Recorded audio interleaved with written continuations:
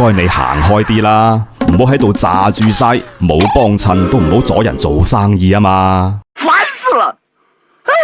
前日同阿俊傾偈，佢話鋪頭雖然搬咗新地方，但憑住一向嘅口碑，熟客一樣會嚟捧場嘅。我就話佢啦，睇你生意咁好，都係靠街坊幫襯啦。粵語裏邊嘅幫襯，大家經常講噶啦，就係呢光顧咁解。但點解會用幫襯呢個詞呢？原來啊，佢最早嘅意思係資助同幫忙喎。喺清朝嘅《儒林外史》第一回就有講啦，又虧秦老竭力幫襯，呢度嘅幫襯就係實打實嘅幫助之意。再往早啲睇，明朝嘅《二刻拍案驚奇》啊，裏邊呢係咁講嘅，門下客人又肯幫襯到公子們出外，帶有體貼同埋周全嘅意思。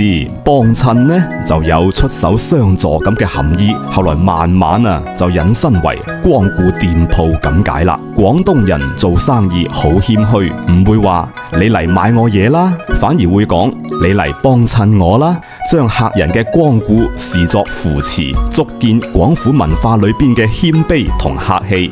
日常我哋可以咁樣運用，唔該你行開啲啦，唔好喺度炸住晒，冇幫襯都唔好阻人做生意啊嘛！我係彪哥，講粵語文化，記得關注點讚，關注我，送你7天粵語生存指南。